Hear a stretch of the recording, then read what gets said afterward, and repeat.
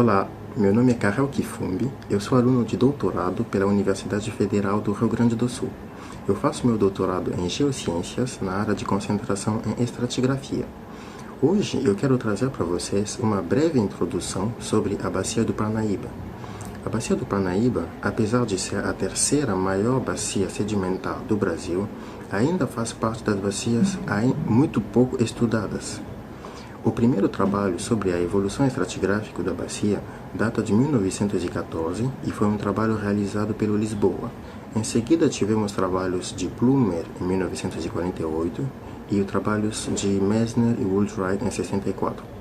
A particularidade desses trabalhos é que eram trabalhos que analisavam a bacia inteira, portanto eram trabalhos regionais, cujo objetivo principal era o mapeamento das principais unidades estratigráficas e o posicionamento dessas unidades no tempo.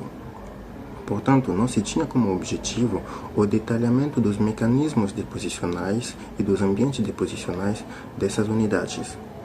Em seguida, tivemos na década de 90 a geração dos geólogos da Petrobras que voltaram para as universidades para realizarem seus trabalhos de mestrado e doutorado.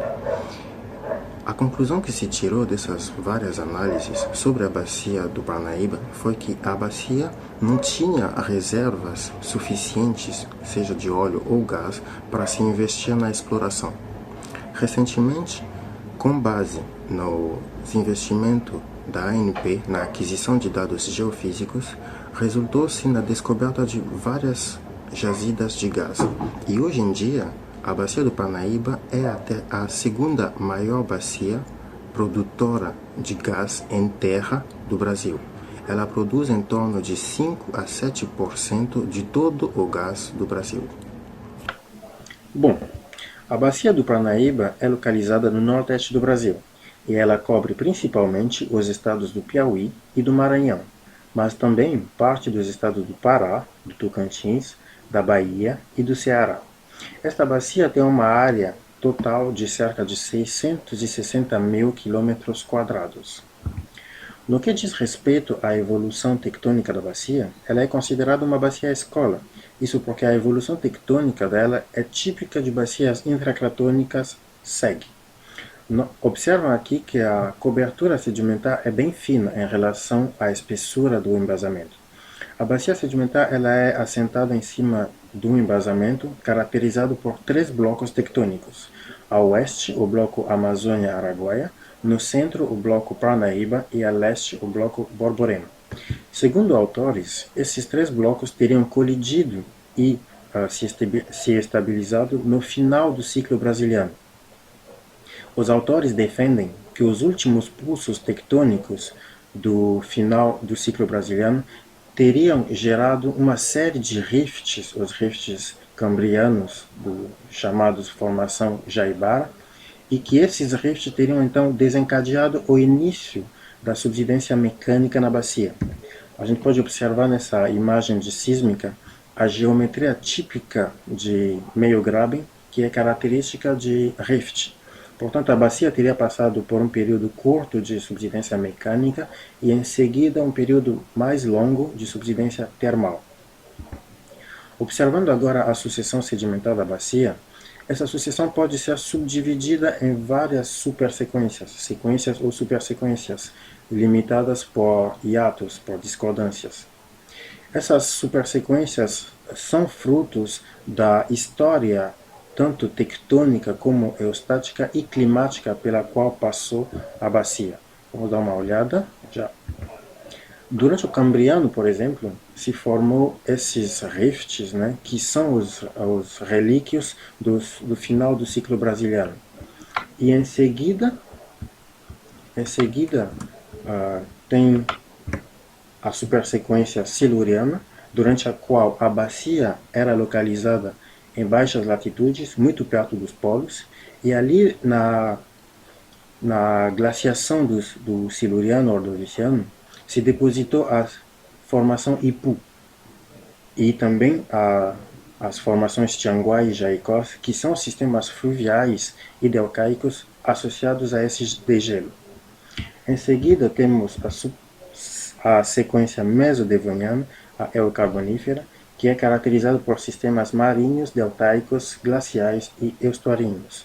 Durante esse período, o Gondwana migrou em direção ao norte, onde ele colidiu com a Laurásia, dando geração ao Pangeia e a uma série de cadeias de montanha aqui, que é típica da orogenia herciniana. Durante esse período, houve várias regressões e transgressões marinhas como fruto dessas glaciações e degelos. Nota-se, por exemplo, que no início do Carbonífero teve uma glaciação na bacia do Parnaíba, e essa glaciação gerou uma regressão do nível do mar e a deposição de uma sequência puramente continental caracterizada pela formação Poti. A próxima sequência é a sequência neocarbonífera, a Eotriássica.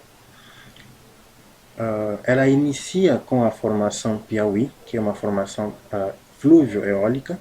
Essa formação ela é o resultado da mudança do padrão de vento por causa tanto da glaciação como também da geração da cadeia de montanha. Em seguida, tem, durante o Permiano, uma série de glaciações e deglaciações e a deposição da formação Pedra de Fogo, que é lacustre, porém tem discussão sobre o fato de ela ter tido ou não conexão com o mar. No final do Permiano e início do Triássico, a bacia já estava dentro de um contexto bem mais continental, onde então se depositou a formação Sambaíba, que é desértica. A próxima sequência é a sequência Jurássica, onde se depositou principalmente a formação Pastos Bons, e que é um sistema flúvio lacustre, mas também é caracterizado por uma série de intrusões magmáticas chamadas formação Mosquito.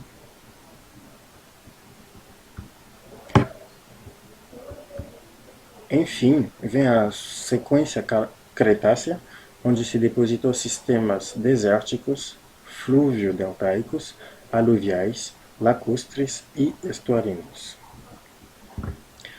Para terminar, vamos dar uma olhada no sistema petrolífero da bacia. A rocha geradora da bacia é a formação Pimenteiras. E o sistema petrolífero primário é Pimenteira, Cabeça, onde Pimenteira seria a geradora e Cabeça seria a reservatório. Mas também tem migração até a formação Poti. Essa migração ela é dada essencialmente através de falhas, e o sistema petrolífero secundários seriam a migração para todos os outros arenitos, né, porosos da bacia. Por exemplo, a formação Piauí, que é eólica, e os depósitos eólicos da formação Pedra de Fogo, bem como os arenitos da formação Itaim. Segundo os geólogos da ANP, a migração ela é dada pelas falhas, como eu falei, e o selo da bacia seria as soleiras, as intrusões magmáticas, tanto as intrusões do Jurássico como as intrusões do Cretáceo, como a gente viu. Essas intrusões, elas capeiam, portanto, as sucessões, né, sedimentares, e elas impedem a migração do gás, essencialmente, mais para norte. Portanto, o gás teria migrado da formação Pimenteiras até as formações acima, Cabeça, Longar e Poti. É importante ressaltar aqui que, segundo o relatório da ANP de 2019, a bacia do Parnaíba produz em torno de 5 a 7% do gás natural total do Brasil. Essa bacia ela é considerada a segunda maior produtora de gás em terra do país. Obrigado.